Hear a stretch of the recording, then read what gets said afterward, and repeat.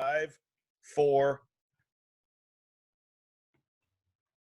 Hey, everybody, we're Attention Horse Comedy for Nerds, and today we're going to go over our top 10 favorite community episodes of all time.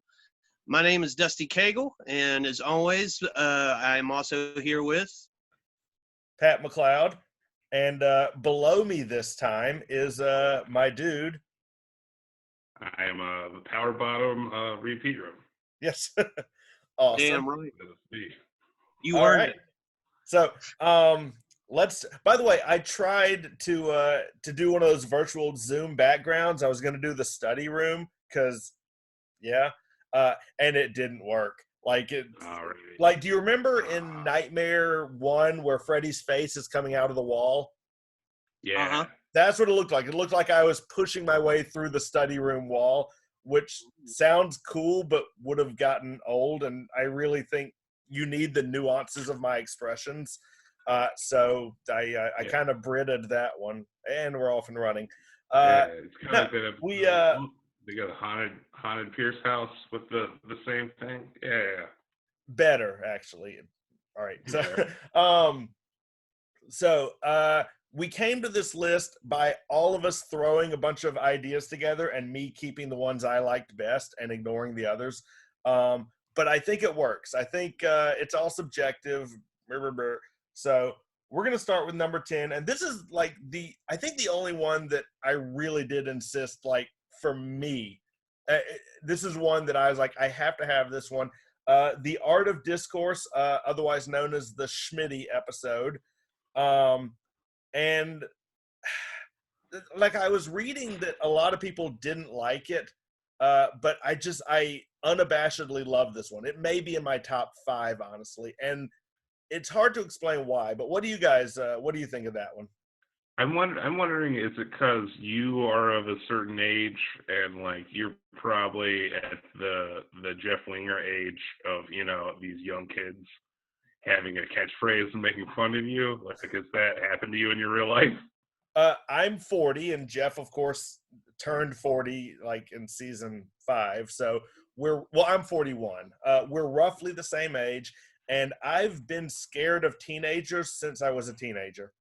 Have you seen them? They're terrifying. I don't. No, I think what I like about that episode is that it's one of those that walks a very narrow line of like the setup could have just not worked. It could have ended up being horribly just bad, and yet for me it works entirely. You believe their frustration. You believe that the kids really are winning every single time without anything but just saying Schmitty. Like, they're not that clever, they're not that funny, and yet they get to Jeff and they get to Britta in a way that just is real to me. Well, they get to Britta because she's wearing a Discman, like a literal Discman on her pants. I agree with what you said. At first, I'll be honest with you, I didn't really think about this episode very much till you brought it to my attention. So I watched it today, and I was like, well, this is a really good episode because the side story is that they're kicking Pierce out of the group because he pantsed Shirley. And then they kick Shirley out. But it turns out to be them that helps them actually beat the teenage assholes. And Jeff ends up sleeping with dude's mom twice. So that's a win for Jeff and the gang. Yeah, I think part of this was also I felt like our list needed to have some normal episodes and not just entirely put like I didn't only want to do the high concept episodes. Yeah. We've got plenty of those coming up, but I'm like, the show was good, and sometimes it was even better when it was just a straight up sitcom episode without like, hey, we're now in a treehouse or some shit. Like, it's just like we did a Treehouse of Horror episode now, and now it's, I don't know. Yeah. So, all right. Any other Reid? Any thoughts on that one? Yeah, like I should have gone back and rewind. I feel like I just watched this like a couple weeks ago, but like, yeah, I feel like I I was also in the camp where I was like, it's like shitty teenagers, I guess. Yeah, but like I think the Ovid and the Pierce subplot really helps the episode a lot. I liked Pierce and Shirley making up. I thought that was very real and very well done. Mm-hmm. Streets ahead. Exactly. Streets Like it caught on. It caught on. Yeah. Right. Okay. So number 9 is a high concept episode. I think definitely. Sure. Critical film studies, the My Dinner with Abed episode, and one of the things I like, and this is sort of funny because this is NBC. This is a network trying to like help as much as it can. The show was advertised as a Pulp Fiction episode, so fans of Pulp Fiction would be like, "Oh, let's watch see what this show community does with our favorite movie," and then it ends up absolutely not being. And I feel like that's Dan Harmon himself kind of jerking NBC, telling them we're doing a Pulp Fiction thing because that's a popular movie. And there's like only 1 minute of Pulp Fiction in it, and he's actually doing an homage to a movie that would not have brought anybody. Like I want to pick. I'm picturing NBC trying to promote this Thursday on Community. You love My Dinner with Andre. Now, wait, what? Like, so right? Yeah, I'd never heard of My Dinner with Andre. I didn't even know till later in the episode that it was actually a play on a movie. I think it had because most people probably have not seen that movie. And if they have, they're dead now. But they're dust. But I like the reveal at the end. It's like, I'm totally myself. He's like, I got to go to this party. Like he realizes the coolness that Jeff had put into that party. And by then Jeff's like, I just opened my heart to you. There's some really heartfelt things that Jeff said and kind of chipped away some of the ice of his character. Yeah, well, I feel. Oh, sorry. Go ahead. No, it's like I relate to Abed a lot as a character, and I think this is the one where I did the most. Where I feel like sometimes I'll put people through like these heavily pop culture based like gauntlets of we've seen your stand up. We know. The whole audience is through it.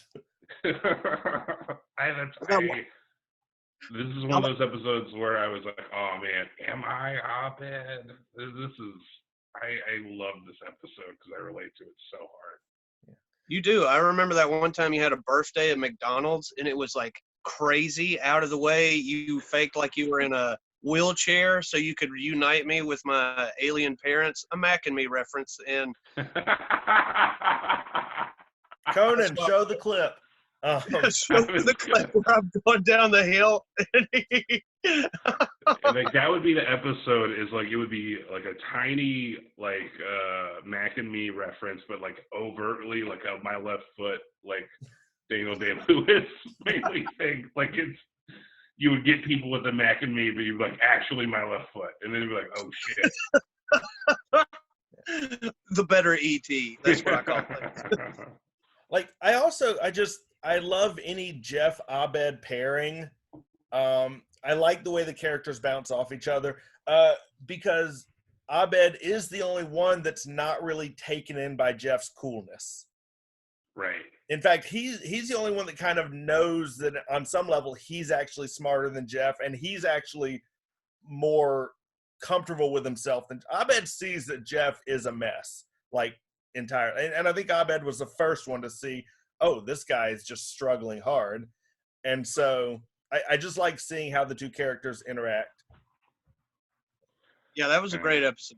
A lot of good references. I loved Pierce in the Gimp outfit. I was Pierce just about to, was like my favorite thing. Yeah.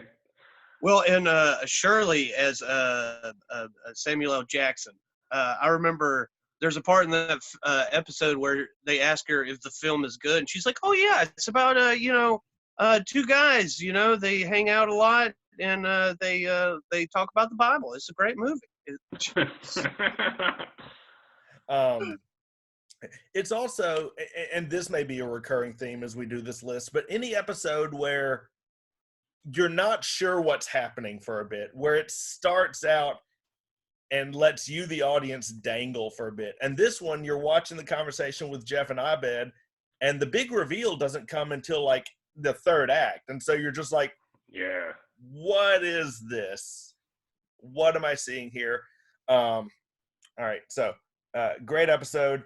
love it. Next one, probably the maybe my favorite of the high concept episodes. Abed's Uncontrollable Christmas, the claymation episode. Nice. Oh yeah, is that 7? Are we going to?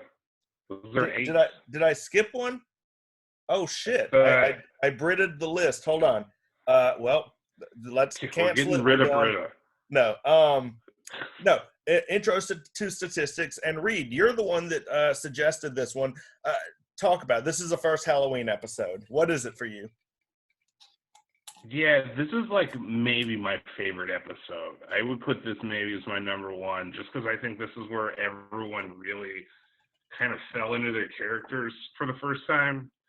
I don't know. I think it could have been any other kind of, not like any other sitcom, but I feel like it was like, the dude after the lady, weird cast of characters involved. But I feel like this thing like really became like Pierce got like real, just like sensitive about Beastmaster and like shit, and it was just, I don't know.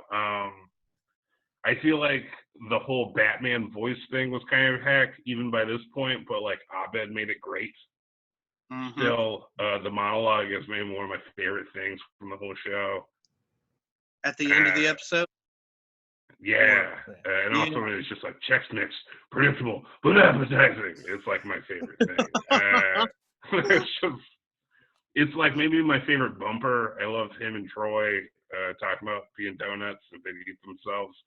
And I still don't know. Do you guys know if Troy is trying to be like Lionel Richie or Eddie Murphy? I'm thinking it's Eddie. I thought it was Lionel Richie, but when you said Eddie Murphy, I see him in the jacket. So I'm thinking it's Eddie Ritchie. That's who it's got to be. It's got to be Eddie Ritchie. I just love that ambiguity of it. It's just so good. I think my favorite line from that episode is Troy asking Abed, like, there's something I've always wanted to ask the real Batman. Am I good looking? Yeah! That's so funny. You're a very handsome boy, or something like that. He's like, a very handsome man. Yes. I knew it. No, that's like such a good line. But I like Annie what you were really saying. kind of fleshes out. Sorry. No, go ahead. I think Annie really kind of fleshes out into her kind of neurotic space for really the first time in this episode. Well, yeah, and you mentioned Pierce. It's where he stopped. Like the first several episodes, he was Chevy Chase. He would like, hey, because I just rewatched the first couple of them, and particularly Intro to Spanish, the second episode. He's absolutely just Chevy Chase, and here's where he was Pierce. Like that, he's not the wisecracking, smarter than everybody else, Fletch kind of character that he gets to play in every. In the Christmas Vacation, he gets all the clever lines, and here he's like, no, you're a buffoon. You're old. Yeah. You're insecure. You're a mess. And Chevy really hasn't played a broken character a lot. He usually is the hero and the cool smartest guy in the room. Yeah, he's usually the Jeff in most situations.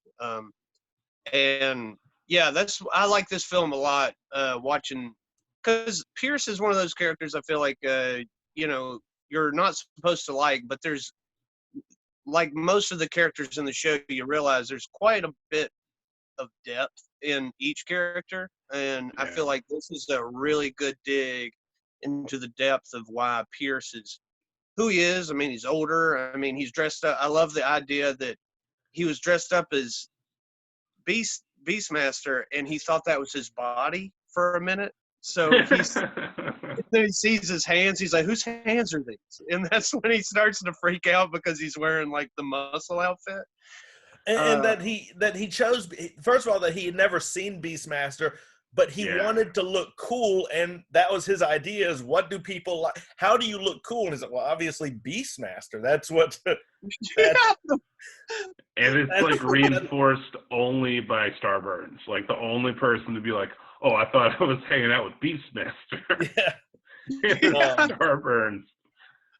Oh, it's such a good episode. I don't know. I feel like I'm biased because Batman, but I love it. I think you mentioned that being the first episode where it really started to come together. I think it was also the first episode where I felt like there was a show, and this is such a hacky thing to say. I felt like, oh, this is made for me.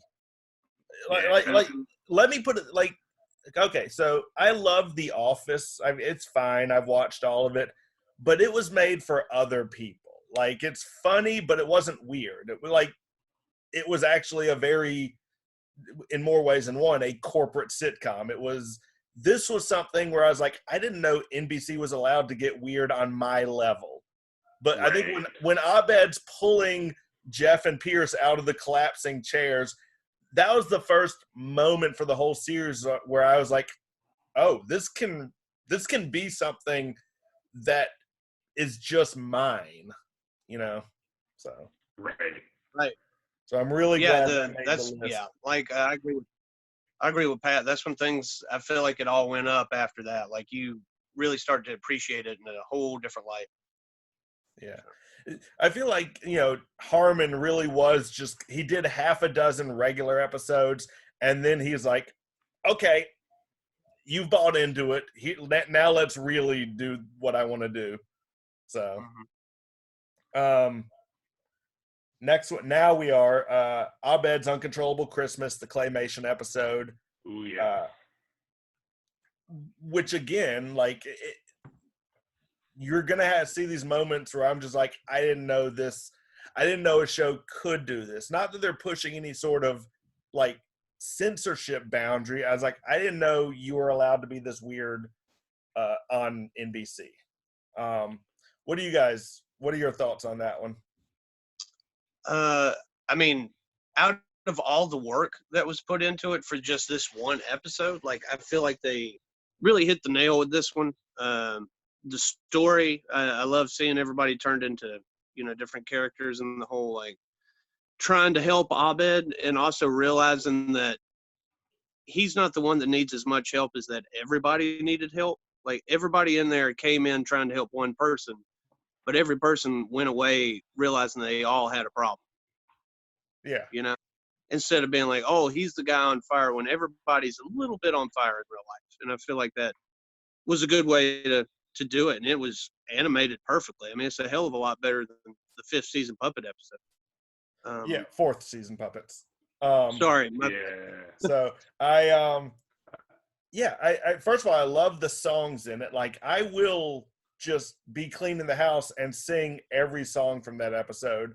It is so legitimately good. I don't even really like Christmas music that much, but that's probably what I listen to around the holidays now. Yeah. Short Sad Christmas song. Is that the song you listen to? I like at the beginning where he's doing the community theme song, but he's got his own Christmas words. I can't do it because you're all looking. Turn around and I'll be able to remember the words. Light up the tree, deck every hall and wall that you see, roast every nut, missile the toad. This needs to be the best Christmas. It's the original. 30,000 years from now, they'll say the best Christmas season was today. And that's, and the very last song where they're all singing together. But I like the music. I like and this is a thing with Community, how well the emotional endings land, because not all of them do. Some of them come off just a little off key. This is one of the ones where it earns the ending. It earns the feeling, the emotion. It's Abed, knowing that his mom is gone and his mom has moved on. So they don't talk about it a lot on the series, but early on, they really did lean into how his mother leaving really fucked him up. And so, referencing that, bringing that back really helped them. And also, this is one of the first thoughts I had on the show when I started watching it, is thank God for a sitcom where the characters genuinely like each other, where they are friends and they openly say they're friends. Because there are so many shows where you watch, you're like, why are you all hanging out? You clearly hate each other. Yeah, it's friends casting. That could actually be the name of the show. Yes. So we talked about why the fuck do those people hang out together in a coffee shop? All they do is bust each other balls and just clearly just not like each other. But these guys, that's what I saw in Abed's Uncontrollable Christmas, is that they're all putting it all on the line to help their friend because they all love each other. And so, my favorite. Sorry, I was saying I think it's the high point for John Oliver's character too. I think, did he kind of go away a little bit after that episode? I feel like he's like really central to it. yes. And they kind of dip, like they kind of dropped Duncan for a little bit. Well, Duncan is one of those. Yeah, he did a great job of it. He's great. He's kind of like Chang in that here's a fun character, but what do we do with him week in and week out for 6 seasons? And with Chang, they're like, well, we'll keep finding some reason for him to be there. But Duncan, they're like, no, we use you when it makes sense to use you, which I know is also John Oliver had his own thing going on, but I wouldn't have wanted to see Duncan every week. So I'm glad he showed up at the right times. Like I like that late season episode where he's trying to hook up with Britta. That's that is a really good episode. Yeah. Real quick on that episode, my favorite part is near the end when Pierce is actually the last one left with Abed, and he's like, "What are you doing here?" He's like, "I don't want to go home. It's depressing." And I think that's a real feeling, especially if you're alone on Christmas. I think most people have been alone on Christmas at least one year, and I don't know. And he was a little teddy bear, and I just like Chevy Chase's little teddy bear. Yeah. So let me build on that, because I'm about to have a moment now, because I'm realizing this past Christmas was my first Christmas after the separation, and I had the girls, and that's a tough bag. I was like, I don't know how we decorate, do we do this? And in the end, I really did think about, Abed saying the meaning of Christmas is that it can mean whatever we want. And so instead of trying to have this huge Christmas, we had a very laid back day. We gave them presents. We played video games. We went for a walk. Like, I showed my girls I loved them every way I could, but we didn't do Christmas. We just, here's some cool shit you guys are going to like, and let's have the best day we can have.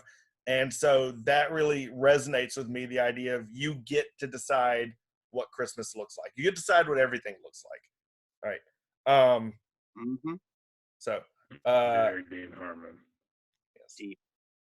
Now, number 6, I think this is our first season 5 episode on the list. I think we've got a couple of them. This is App Development and Condiments, the Meow Meow Beans episode.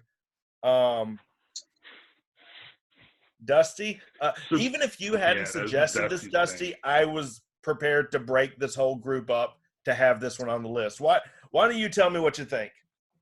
Meow Meow Beans to me is I love it whenever they turn the college into something else, like they're in a different world, and this is one of those that I feel is like one of the last great episodes that does that, and adding people in there that don't have to be there just for an episode, like Tim Heidecker and Eric.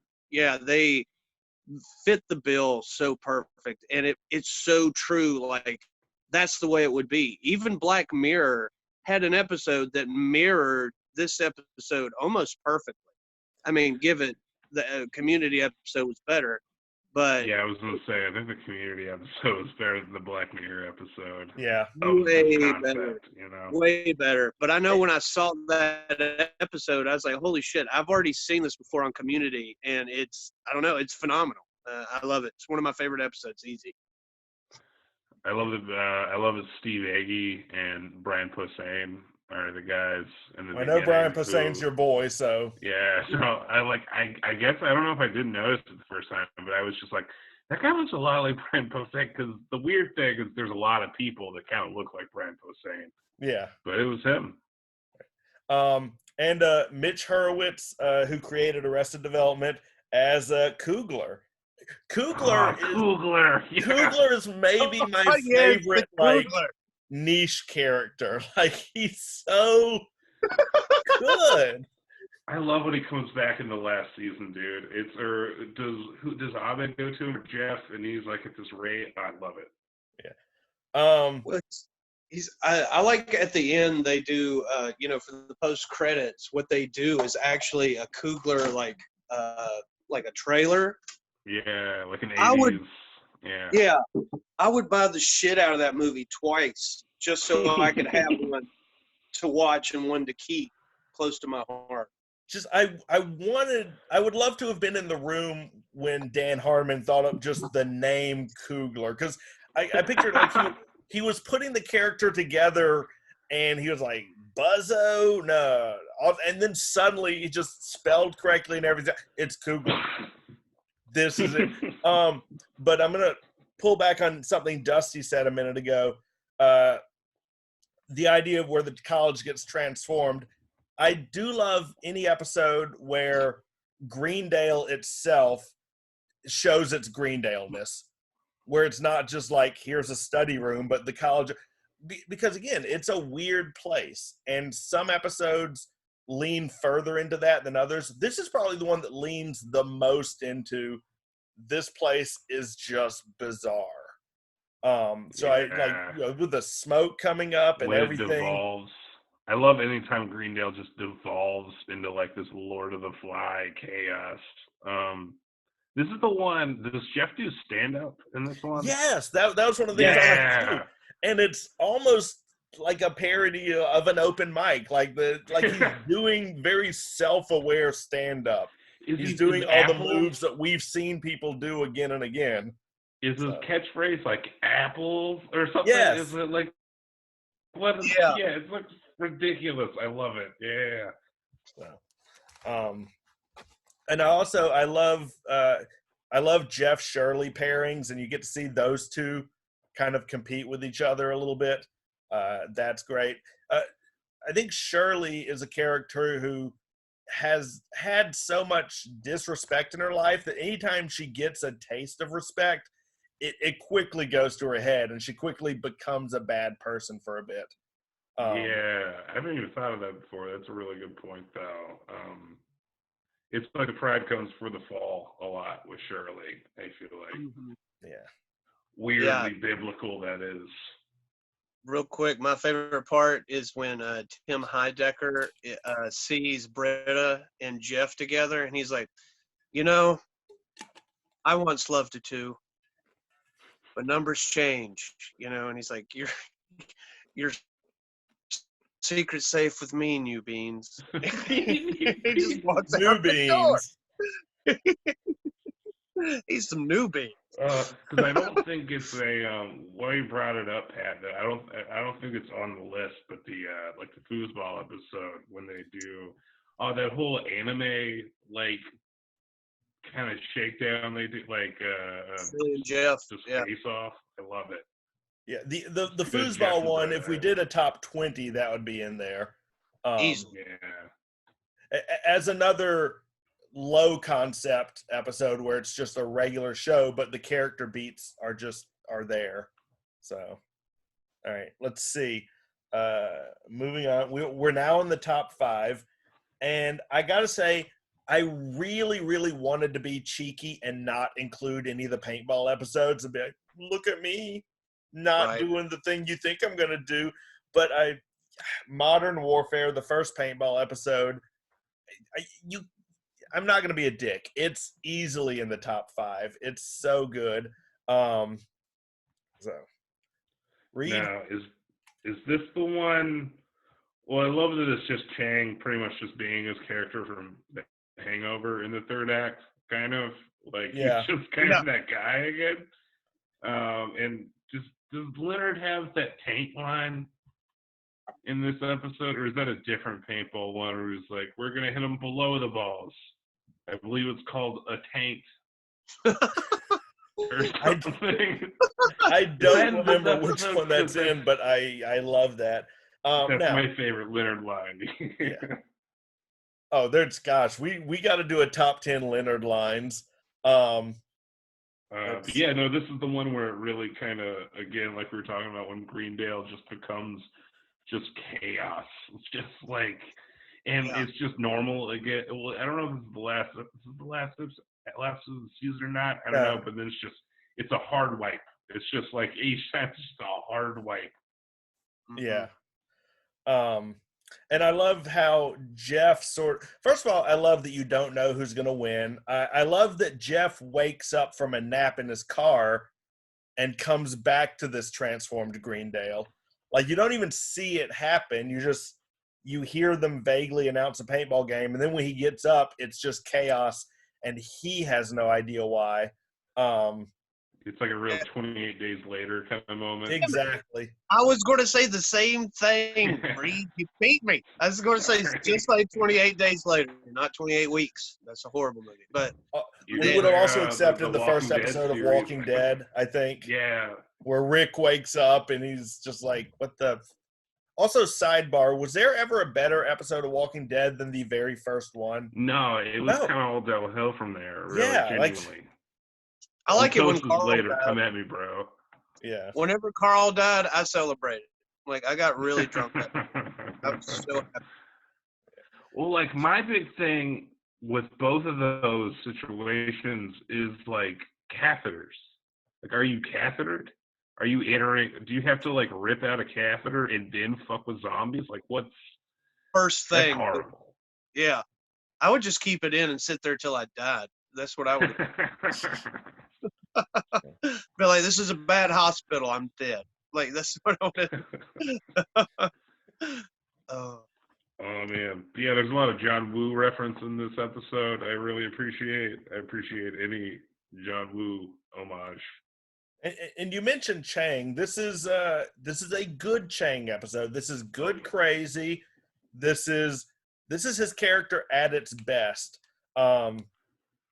Again, I think he was somebody where Dan Harmon loved Ken Jeong and wanted him for he's like, I love this guy, I love his acting, but it was always a question of what do we do with him, and this was one where they did the right thing with him. They knew how to use him, and he knew how to lean into it. Yeah, it set up his character for the rest of the series, I think, for ability for him to be a bad guy and also sympathetic. Like, Chang's one of those characters you feel sympathy for him. Like, I almost believed his name was Kevin for a whole fucking season. Like, you know what I mean? I'm not the only person that felt that way. Yeah. Also, and this is another thing I really like about the show. This is, and correct me if I'm wrong, is this the first time Jeff and Britta sleep together? Yes, I was going to bring that up too. It is on the study room table. Here's what I like about that. Any other show, it would have been like, we're dating now, and it would have been like this. Like, TV seems to only have, like, it's a binary thing. You're either platonic friends or you are in a committed relationship. And Dan Harmon's like, no, they fucked and they had a good time and then they moved on. Like, they didn't become a couple. Right. So, like, they each kind of had their own agency in the whole situation. They weren't, like, now bound to each other because sex. Yeah. Right. Because sex is this magical thing that makes you a platonic couple or makes you a monogamous couple. Yeah, and they hooked up on and off a few times, but it was so far in the background of the show. It wasn't a show about Jeff and Britta hooking up. That's just something that happened occasionally when the cameras were off. And I'm like, yeah, that always made a lot more sense than Troy dating Britta, which never made sense and never worked. I mean, Britta's not somebody who would date somebody, I think, and neither is Jeff. And so they both were like, let's just scratch each other's itches every now and then. And I liked that. So yeah, I like Britta and I like shipping them together. I felt like they would have made a good couple, but at the same time, considering how far the show went and the way they ended the first season, I think the way they ended the first season set up to like, well, it's just going to be like that, you know, because because she professed her love to him, and so did the other, the professor. Mm-hmm. So, which was honestly, in top 20, that'd be one of my favorite episodes right there. Yeah. Season 1. Oh, it's from the pageant-y kind of episode. Mm-hmm. Yeah. A transfer fair or something like that. Oh yeah, the tranny fair or something. Jesus. Yeah. All right, now I got to learn how to edit Zoom. Thanks. They made a joke. I don't know. They use those words in the show, not our words. Yes. No, but I think Jeff and Britta never, and I think that's what Dan kind of saw in the show, is they never worked because they hadn't sort of fixed themselves yet. They were like Jeff, again, like just, this will be the place where I say this, the whole 6 seasons, including season 6, Jeff's character arc is one of the things that kept me coming back. He kept growing the whole way through until by the very end, maybe he was healthy enough that he could have been in a relationship, but he wasn't there until like the end. He had too much work to do on himself to really be in something, unless he was with somebody who was really able to. Yeah, and Britta was also very much someone working on herself too much for them to work. So they did what they did, and it was, I think it worked within the context of the show. Number 4, this is another one that you picked, Reid, Epidemiology, the zombie episode. Oh yeah, no, oh man, no, this is such a good episode. I love, was it this or was, it doesn't matter. I love this episode also. But mainly it's Abed and a xenomorph costume. Yes. It really kills me. Just kills me so hard. There could not be another decent joke in the whole episode. I would maybe still include this episode. Mm-hmm. Yeah, I like it when he walks through the Troy. You know, he's inside like the suit. You know, and he's like, "Get away from those hotties." He's like, but that's how childish Troy is. Is he assumed girls would be all over him because he had a PVC pipe suit of armor. He's like, well, why wouldn't this make every panty wet in the world? And when they don't, he really has this moment of reckoning where he's like, well, I don't want this anymore. And it's similar to, which again would be a top 20 episode, the pillow and blanket war, where he has to choose between his own interests and his friendship with Abed. And in both cases, he starts with his own interests. He's like, sorry, Abed, I'm going to be a Dracula. I love that he doesn't know the word vampire. And he's like, I'm going to be a sexy Dracula.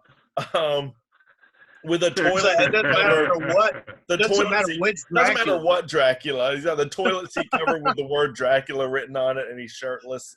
But, you know, I remember reading that early on, Dan was planning for Pierce and Troy to be the friendship because they're both kind of dumb and they're both kind of childish. And you see that in the early episodes where he's trying to make them work. Like early on where in fact, the very first episode, Jeff tells Abed, you have Asperger's, and Pierce and Troy are both like, Asperger's, it's like a burger for your ass. And it's actually excluding Abed and leaning into the Pierce and Troy thing. And this is the episode where I think Dan is like, oh no, these are the two. This is really the central friendship that I want to build the show around. Because there's that moment, and Dusty, you and I have talked a lot about male friendship and males just saying I love you and being affectionate. There's a moment where Troy is about to crawl through the vent and he turns to Abed and just completely straight-faced, and it's not played for laughs and it's not goofy. He just says, I love you. And I think that's Troy realizing that that Abed is his best friend in the world and that he would do anything for him. So that was the shift. And that's when the zombies Yeah. come and get Abed up against the wall. You know, he's like, like, it's just, it's one of my Man, favorite parts. I just think they do Halloween episodes so good. I think if we could choose which holiday they do the best episodes for, I would do Halloween. Same thing with The Simpsons and every other show. I feel like Halloween episodes are the most fun overall. But definitely, go ahead. Oh, sorry. I love this, and then like the anthology. I could rank these together almost as like this and like the horror anthology one where they like each tell like a ghost story kind of. Different stories, yeah. Well, here's the thing. I love, like, this is a weird. I hate dressing up for Halloween as an adult. I'm never gonna do it again in my life. Even when it's like a cool, ironic costume, like, hey, look, I'm fake news or some political bullshit. Like, I hate when adults like, or some niche reference. But I love unabashedly fictional characters in Halloween costumes. I like. Did anybody ever watch Homestar Runner? Mm-mm. No.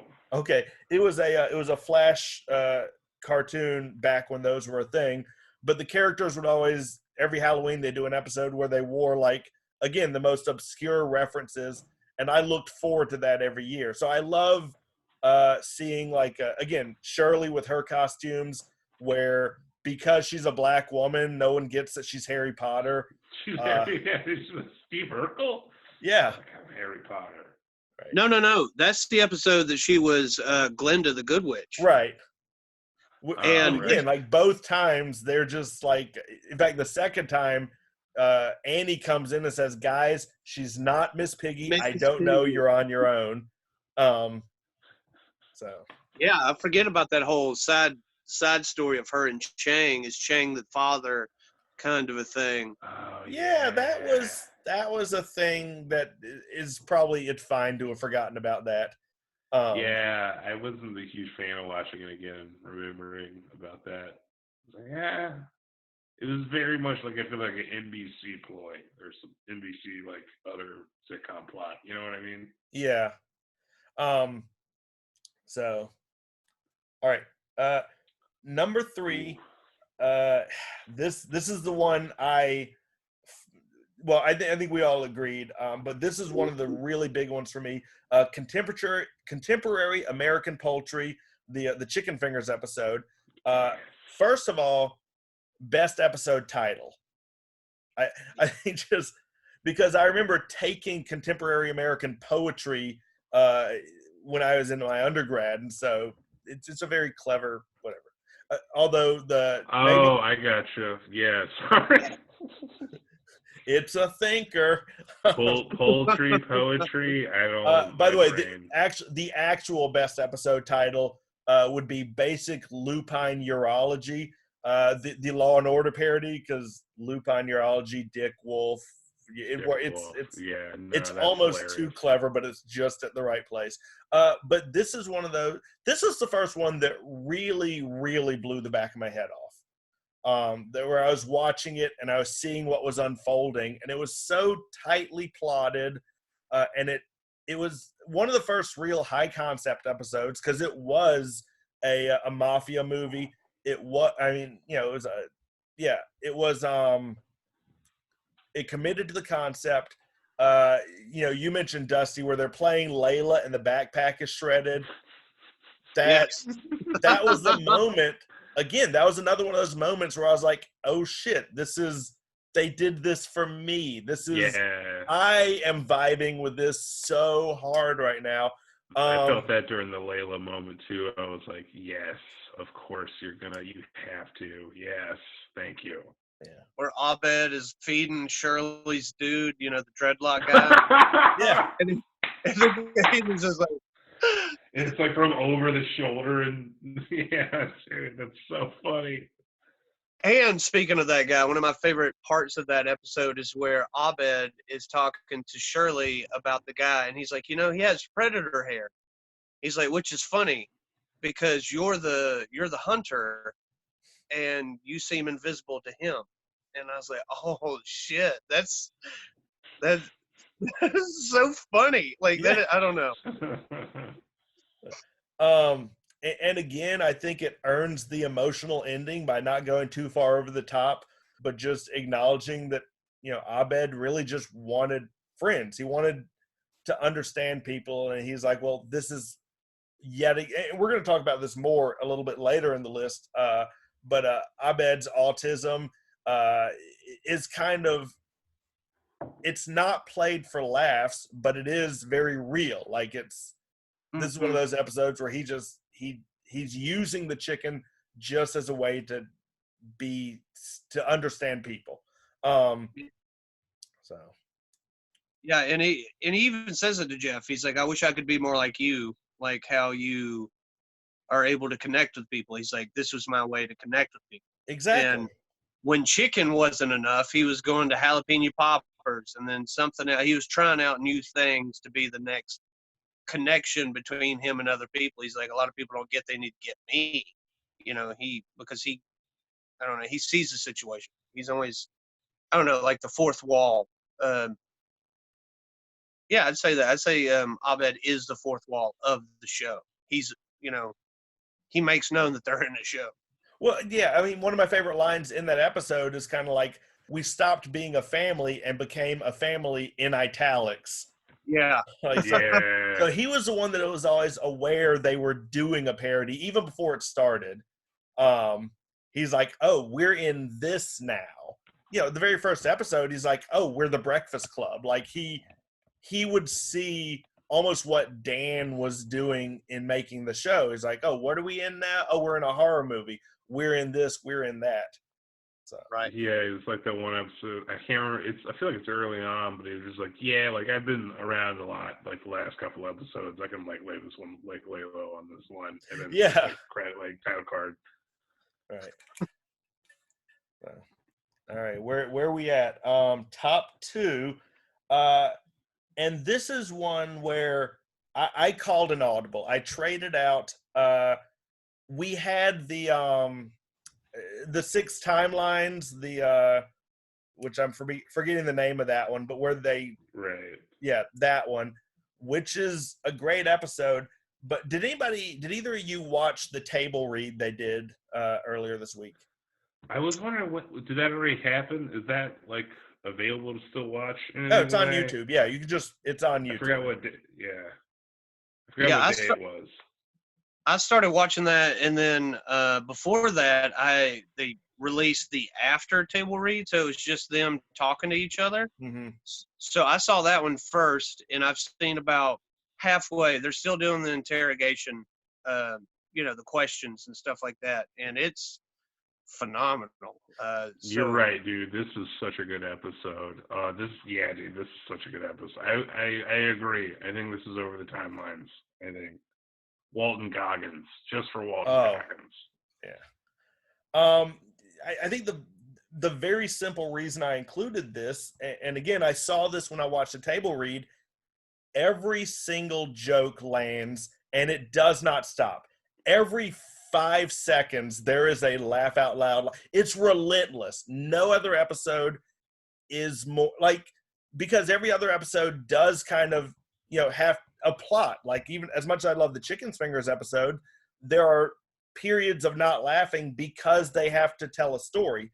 This one, the story is so razor thin that it's nothing but joke after joke after joke after joke, even more so than the Annie's Pin, the first bottle episode. This is, another bottle episode, but it's jokes that rely on well-established character work.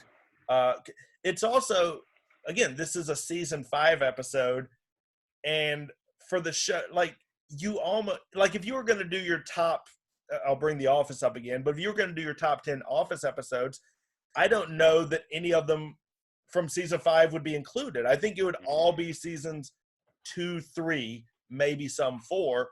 But The Office really started declining sharply, and Community, even at their penultimate season 5, they were still just episodes like this that hit so hard. Sperm. Just the sperm. The sperm. Sperm. No, the sperm. And if you watch So the table funny. read, the guy can't get through the sperm line. The guy who's standing with Walter Goggins, you see him dying again and again. It's like he's holding the wall, trying to do the sperm joke, which 6 times in a row. The sperm joke lands every single. That's insane to me. That is literally insane. No, it's crazy. And he played Oberyn Martell on Game of Thrones, which is phenomenal. I mean, most people are like, "Oh, he's Mandalorian," but I'm like, Game of Thrones, dude. But he did phenomenal, and yeah, I love when he does Abed's. He's like, I never like at the end. One of my favorite parts is the speeches that are given to every single person after the interrogation. And he's like, Annie, you're my favorite, and he's like, Shirley, you're stronger than you think, and Troy, he's like, you have something very special, a hero's heart. And also, it makes me wish that Pierce, like Chevy Chase himself, said those things, because I know how the show like a ended for him. voiceover kind of thing. Yeah, and it's his own fault for not being easy to work with, but it's not our fault for enjoying a person for being an actor. I don't have to like the person as a person, but I do like the characters that they play. And I think that they ended that considering how things ended with him and Dan Harmon, that was the best way to send off Pierce, with like a positiveness. And when he went to Abed, he's like, I never got you. I never understood anything you said. I think it's like nothing you said ever made sense to me. Here's your spoon. And it was instant.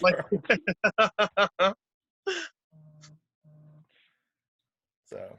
Oh man, and I think it's one of my favorite bumpers in that episode, because it's just it's the gang, and it's just like Walton Goggins getting like really drunk. Yeah. And being like, man, that was really fucked up, right? Like, just like that was wild. You believe that just happened? It's like he's gotten to like drop the like polygraph interrogator persona and just be like, my job, right? Yeah, and I love that. Like everybody else is still in shock over Troy. Nobody's even listening to him. They're all just stone-faced, like in their own worlds, and he doesn't even notice. He's like, I have an idea for his show. All right, where there's an interrogator, but they can't answer right because he's so handsome. Like, yeah. But this is also, I said I'd come back to this. Again, the show, Abed's autism is never really made fun of, but it is acknowledged. And I even screenshotted this while I was rewatching this one. Abed saying, like, some of the things he said in this episode. Okay, you guys are changing your faces. Are you mad at me or hungry? That's honest. That's part of it. Is like an inability, a genuine inability to read social cues and to sort of be blind to that. So he's not being sarcastic. He's like, are you like, I don't know. So it's also like a difficulty empathizing with other people.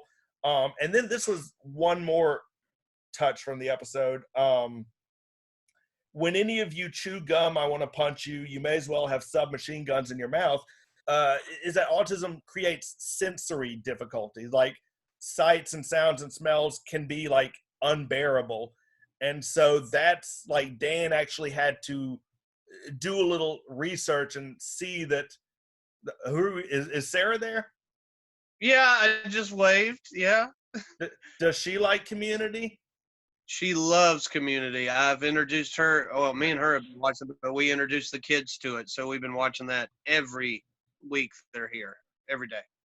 Good. So, that's, I think I'm a good stepdad, and she's a good mom. A real mom. Well, I can tell you really look up to her because I see you keep looking like, is she taller than I remember her? She got taller this year. She did, finally. Okay, get her. Yeah. Not a cherry picker. So. No, I think, like that's good. Especially, I don't know, there's not a lot of visibility like that, I feel like, in media. So I'm glad that had its place in Community. Yeah. Okay, so here we are. And I had. Did anybody check any online top community episode lists? Not really. No. Okay. Did you? Yeah. I did after I finalized our list. Just see, and there's definitely some overlap. Nobody's got the Schmitty episode, so we're ahead of the game. We're streets ahead. We're streets ahead. That Yeah, list. you got it. Also, it's funny. I saw there was a top 14 and a top 15, meaning even the people making the list are like, we can't pare this down any further. Like, you have to 14 include. is a weird number. Yeah. Like what was 14? Top 14, yeah.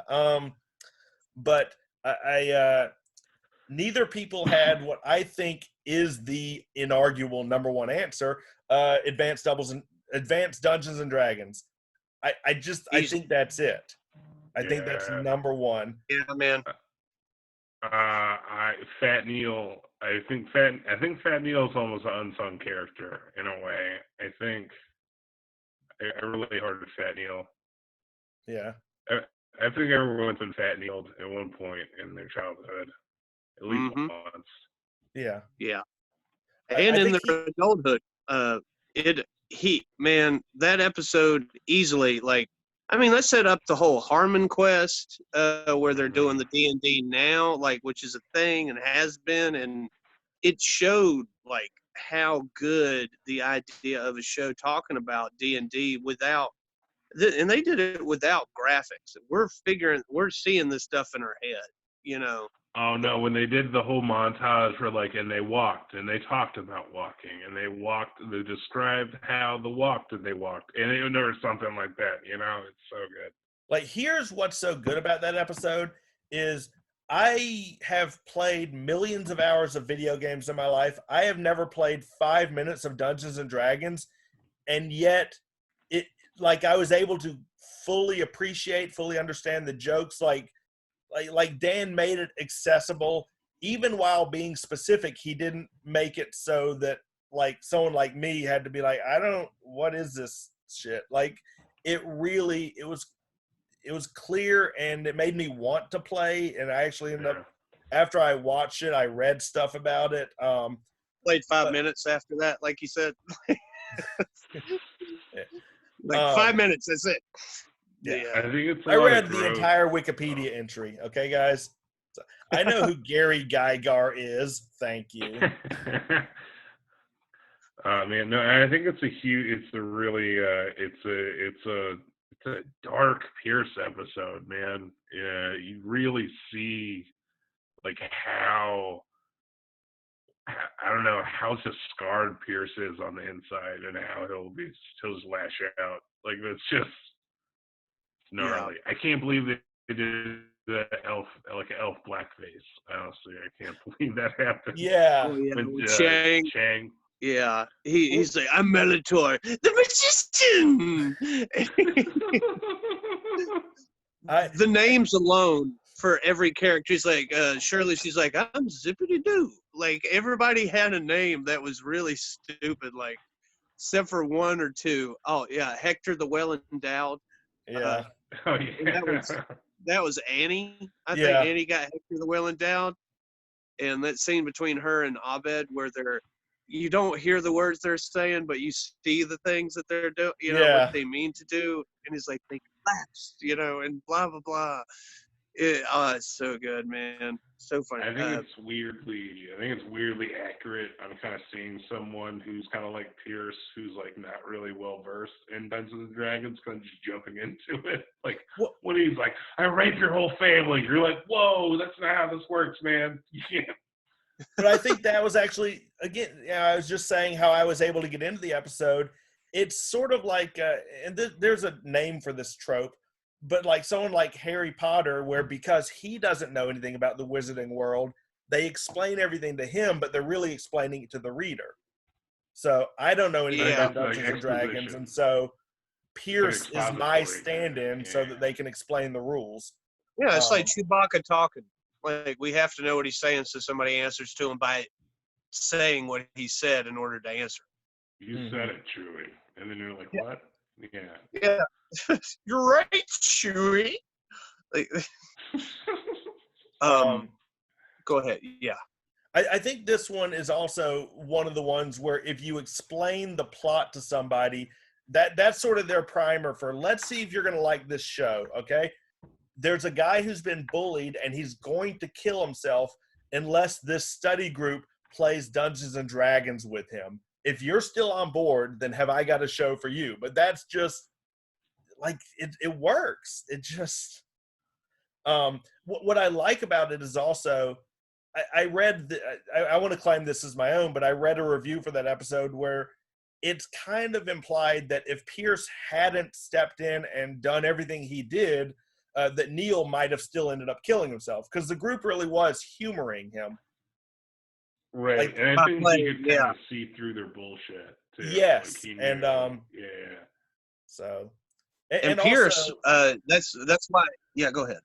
Well, and just like in Marvel movies, anytime the villain kind of has a point, it makes it a bit better. Like Black Panther, like the villain's like, look, here's whatever. I don't remember it well enough, except that I remember thinking that guy's got a bit of a point. Pierce has been treated like shit by the group. They exclude him all the time. He may be acting shitty, but he's doing it because they were shitty to him. It's a cycle. He acts shitty, which makes them exclude him, which makes him shittier. So it really is like a whole, it's the abusive cycle, like really between them. Yeah. Well, and it's like Pierce said, whenever, he's been married 7 times, and every time he's with somebody, he pushes them till they finally break, because he's afraid that eventually they'll do that anyway. And so he does it intentionally.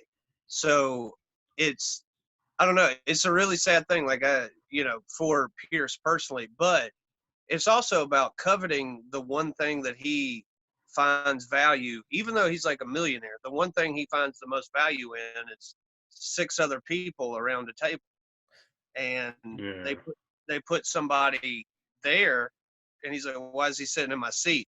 If Neil wouldn't have sit in his seat, maybe it would have went a little bit different. But I think I agree 100%. If he wasn't the bad guy, and you remember when Neil comes to him after, he said, that's the best game of D&D I've ever played. And it's because it's D&D that saved his life. So I think that's some pretty deep shit. Yeah. Even asked him if he wanted to play a game sometime. And I wish they would have included Pierce in another one, just because I like the character of Pierce. Especially in the... Yeah, I had a realization is while you were talking, Dusty, you were like, Pierce has never had a group of friends. I don't think any of them have. I don't think a single one in the study group has ever actually had a group of friends. Troy was admired for his football skills.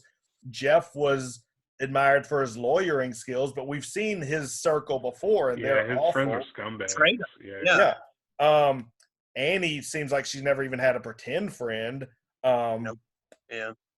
Shirley has her family, and but even that kind of fell apart. And so Pierce isn't the only one. Like, they all, for the first, and Abed definitely, like, has never had a friend, which is why he kind of has no idea what to do. Like, it's very clear that he doesn't know how to have a group of friends, but also none of the others do either. So you watch them all spend, 6 seasons learning how to do that. And I think that's just really great. So I think the most relatable part of Pierce is I don't know, you're just been afraid of losing people, and you end up smothering them instead of nurturing a healthy relationship. I think that's every relationship he has, whether it's friendly or romantic or whatever. All right. Well, on that, no, we can't. That can't be the last thing. It's a great comedy series that you should all watch, guys. I think that's an ending that Harmon would approve on. We nailed the kind of sad, emotional denouement wonderfully. So let's quickly, as we talked about, our next video, we're doing Stephen King, right? That's right. Yeah. Our favorite Stephen King adaptations of all time. So this is going to, I mean, there's so much to choose from. We have a big vault. Some of them, I mean, obviously it isn't going to be in it. We hate clowns. So don't even try that. Yeah, it'll probably be in there. Oh, yeah. It's hard. We have to admit. I But think that's the basically only one you're getting. anything Stephen King that isn't a book. So TV shows, adaptations, movies. I think The Lawnmower Man for PlayStation 1 is going to be in our top 2. Well, yeah, or The Lawnmower Man and for 2. SNES as well, yeah. The Lawnmower Man 2, Job's War for Sega Dreamcast. I forgot was there really a Lawnmower Man game? We'll find out next week. No, it's number 1 is probably going to be Gerald's game for Virtual Boy. Is that's you spend the whole game tied to a bed with red Vectric lines around you, and you confront your own inner demons. And if you can do that, you win. Yeah. I just got the Night Flyer DLC for Airplane Simulator. Oh hell yeah! Is that the one where he's like, "Don't"? Is that the one where he's like, "Don't call me Shirley," and he like with 2 teeth? Yeah, of course, we got to include On Writing, a memoir for the craft, the anime. That's just so. I like good. On Writing the hentai personally, but. Okay, guys, you're gonna get us demonetized here on YouTube. All right, attention, horse comedy. This was great. All right, signing off, all of us. Bye bye. Bye.